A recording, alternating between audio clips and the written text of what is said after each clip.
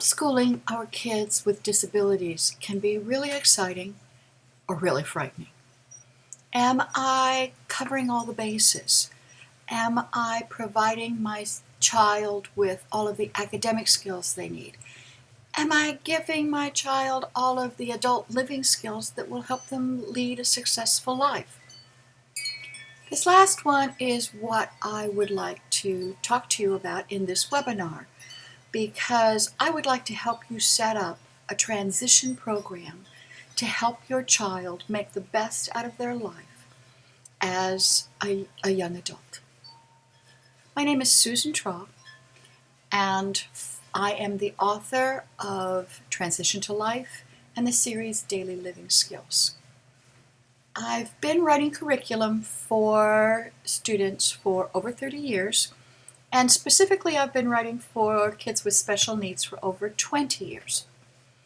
I graduated cum laude with a bachelor's in liberal studies and have a master's in education with an emphasis on curriculum development.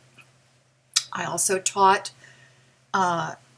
in the classroom and was a professor of teacher methodology at the university level. But most important, I'm the mom of 3 now grown kids with disabilities. My son was traumatically brain injured as a baby and suffered with lots of learning disabilities and physical challenges and anxiety as a result of his fall. My oldest daughter is on the spectrum, also has myriad medical conditions that kept her in and out of the hospital her entire childhood. And my youngest was a GATE student until severe bipolar disorder, knocked the rug out of her at 13 years old, and she is still struggling to find her way.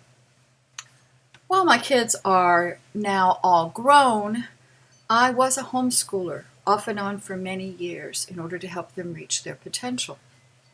Homeschooling can be a game changer for our kids with disabilities. My son had been struggling in school, forgetting things that he had learned a year or 2 before. For example, he'd been reading pretty okay in kindergarten and first grade, and suddenly in second grade he forgot F. Didn't know how to write it, didn't know what sound it made, couldn't recognize the name of the letter. F just disappeared. Now, nobody loses F, but he did. And in school, no one could figure out what was going on, and it led to him being teased and having problems. When I pulled him home to homeschool him, it took me less than a week to look at him and say, oh my gosh, my child is having petit mal seizures.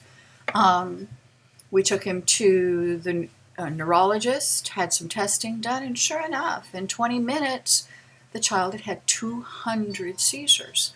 That was the bad news. The good news was, knowing what it was, we were able to start to take the steps necessary to fix it.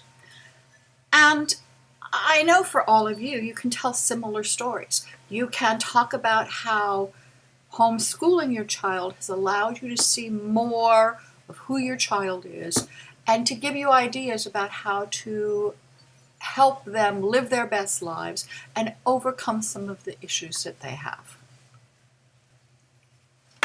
While homeschooling allows us the freedom to interact with our kids in a way that we would never get if they were in public school or a private school or outside of our home, it also saddles us with the responsibility of making sure that we don't let any important skills fall through the gaps. While as a homeschooling family, you're not required to comply with these mandates, I think it's important that you become familiar with what the government deems are vital skills. The law requires that transition services and planning be directed at the following areas: instruction, employment, community experience, daily living skills, and a functional vocational evaluation. These skill sets should provide students with, and I quote, improved academic and functional achievements that will offer youth choices in adult life. These choices include continued education, employment, and the ability to assume adult roles. In addition to that, Indicator 13 requirements say that the skills that you are taught must be skills that will lead to success in a post-secondary world for your child and help them acquire the adult skills they need to be successful. The SCANS report is the Secretary's Commission on Acquired Necessary Skills for Success in the Adult Workplace. As you look at them, you can see these are skills that aren't necessarily easy for our children. Our children need to have explicit instruction on what's expected of them. Especially for kids with autism, these are skills that need direct instruction and enforcement. During the last 3 years of your student's education, ITP goals, or Individual Transition Plan goals, are added to the annual IEP. In practice, schools usually write one goal to address college, one goal to address career, and one to address daily living skills. So that might look like, for college, you might do a survey of the colleges in your community. For career, students might do a career aptitude test to see what their interests are. And for life skills, maybe they go get the book to start studying for their driver's license. All of those are important skills, and we would want our students to work on skills such as these. But they don't come close to giving students on the spectrum the kind of skills that they need. And that's where daily living skills comes in. And where your homeschooling allows you the freedom to work out a program that will allow you to keep filtering in the additional skills that your students need on a regular basis. As a homeschooling parent, you're not locked into this 3-year window to provide transition skills, and it's never too soon to start teaching those skills. By beginning young, you have the gift of time to work on as many skills as possible until your child ages out of whatever program they're in or moves on to the next phase of their life that may not entail you homeschooling them. I know each one of you watching this webinar is coming here with a different set of circumstances and different expectations for your child. But the one thing you want for your child is the most independent life possible, a life that meets their desires and their interests and their talents, and lets your child live up to their potential, whatever that might be. So let's start looking at the kinds of skills that you might want to emphasize. Daily living skills offers the hard skills students need to get a job. Those are skills such as writing a resume, learning how to interview, or creating a plan to find a job. But it also gives in-depth information on the soft skills that can be so difficult for teens on the spectrum, such as those unspoken work skills like arriving on time, interacting with colleagues, and understanding a work environment. The program also provides basic life skills, such as how to create a budget, pay bills, grocery shop, plan meals, clean house, and maintain a home. Maybe most important to our kids, it also helps with those social skills that can be so daunting for kids on the spectrum. Skills like making and keeping friends, controlling their emotions, and interacting with authority in a way that will lead to a more balanced life. But how do you start? This slide shows you the parent priority inventory for transition. It is free on my store.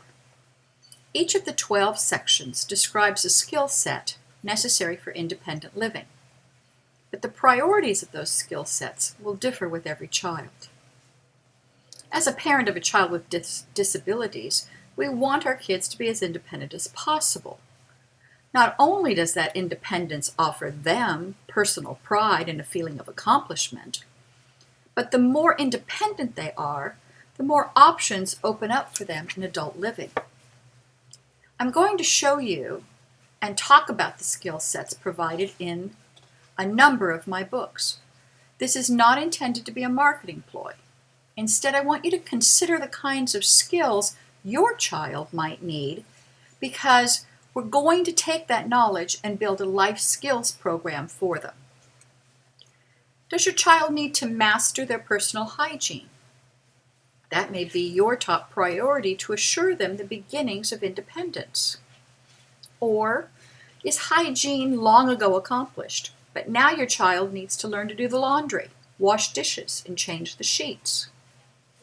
Or is grocery shopping and cooking a top priority? Do social skills elude your child? Does he need a set of rules to address conflict without a meltdown? Or does she engage in long monologues and in so doing cuts off friendships and not know why? Is he stuck on the rules of behavior and then misses opportunities for kindness? Or is the dating world looming large and all you can see are minefields in the future? Those are just some of the topics that the series addresses on adult living skills. Additionally, you'll want to prepare your child for work in the future, and that presents the need for a whole other set of skills. Can your child apply for a job or complete a college application? Do they understand how to treat their boss, that they can't be late, or how many deductions are coming out of their paycheck? Finally, can your child make decisions, overcome failure, practice patience, or motivate themselves? Do they need to understand how the law protects them and how to advocate for themselves? Mull over this list. Think about your child's needs. Cross off the skills that don't apply to your child. Make a check on the skills that they already have, and then examine what's left. As you consider your child's interests and abilities and measure that against the list of skill sets outlined in this interview, you'll be able to start deciding what skills you should teach first and what should come later, if at all. Maybe you'll want to begin by having your child learn how to cook and clean and manage a household. Or maybe social skills are tripping your child up when it comes to personal relationships or behavior in public. First, look at the list and cross off any skills that don't involve your child. Will your child never vote? Then cross that off. Next, put a check mark by skills that your child already has accomplished. Can he clean the house better than you? Does she have the cooking and baking skills of a star chef? Then check off those boxes. Next, start numbering the skill set that are left in order of your child's needs and your priorities, with 1 being the skills you'd like to address first. Keep ordering them until you've numbered all of them. You now have a plan to help your child acquire living skills.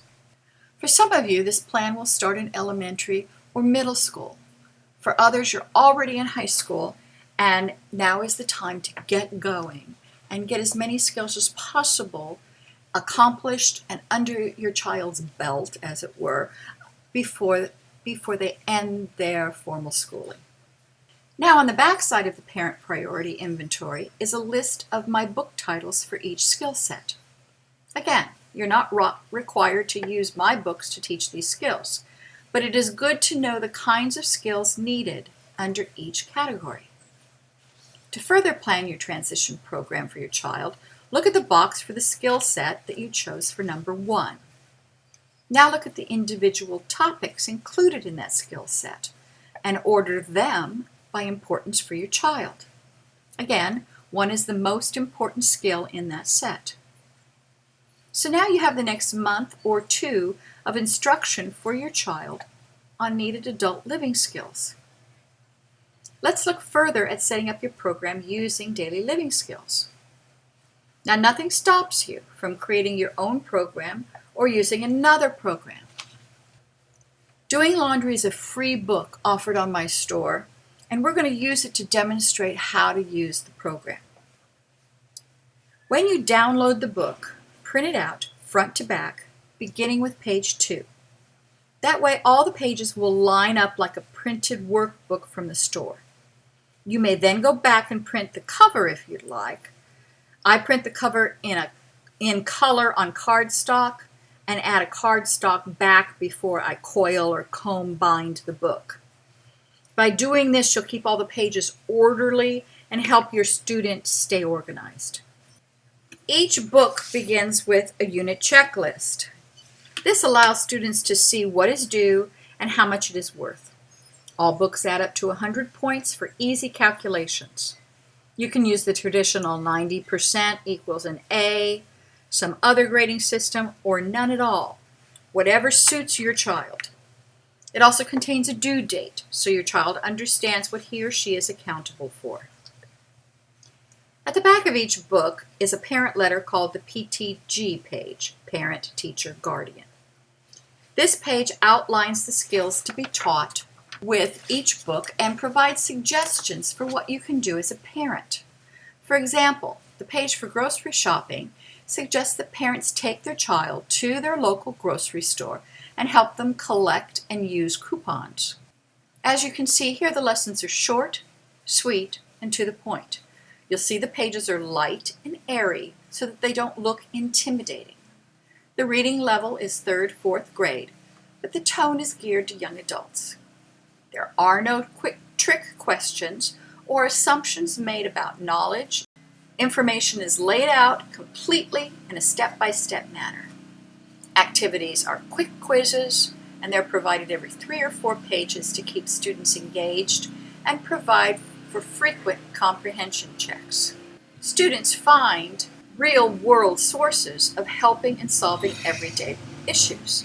For example, here, Still Tasty has a great website that tells you when that food in your refrigerator is too old. Look at this slide and make your guesses. Okay, so how'd you do? The teacher's manual and assessments show what federal standards are met with each book. In this case, National Standard 3.4.2 is addressed with grocery shopping. It is one of the simplest books with a simple standard.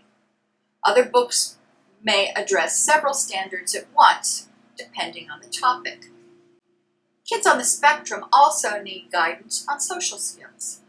Daily Living Skills provides a number of options to help students acquire the skills they need to navigate social situations.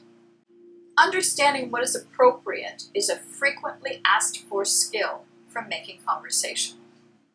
Other skills addressed in this book include the keys to making conversation, a definition of what conversation is and isn't, how to ask a question, how to use your tone of voice and personal space appropriately. Everyday Manners is the best-selling book in this series. It seems that all teens need a little help in this area.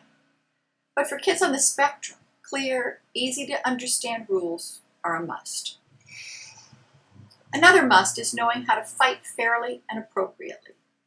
Here, students can count off 5 simple rules on their fingers to remain appropriate. No violence. Stay in the here and now. Listen. No blame, no games. Emerge as equals. Each rule is discussed in a separate lesson with activities to help students engage with and practice the skill. Additionally, why we fight and the benefits of fighting are laid out so teens can understand the universality of fighting. We've been talking about acquiring the kind of social skills that kids on the spectrum usually need. But you know what your child needs. Maybe you can start with doing the laundry, which is free on my store. Then move on to the dozen videos that are there on cleaning house or cooking. Or move on to the mini lessons of prioritizing or asking for a date. But whatever program you choose, make sure it's on the mark. On the mark means that it meets federal guidelines. The law is definitive about what is needed to meet the mandates. Don't settle for less. Accessible.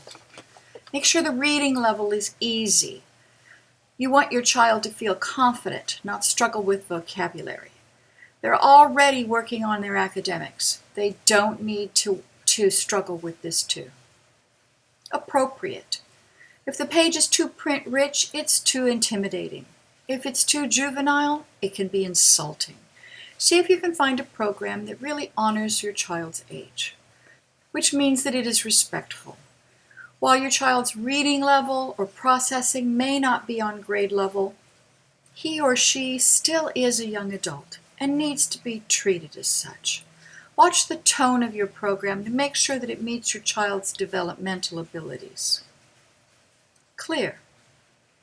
To the point and accurate is best. Your child has academics to attend to also. Transition materials, adult living skills are not rocket science. Get in, explain it, get out. By finding a program that fulfills these requirements, you have the materials that your child needs that will want them to engage in and provide a good foundation for transition and adult living skills. In the end, you are your child's first teacher and their strongest advocate. More than anyone else, you understand your child's potential, the interests, and the desires. Together, you and your child create the plan for their future and a launching pad for their success. You may obtain the transition guide at the address here, or you can download the address with the parent packet that goes with this webinar.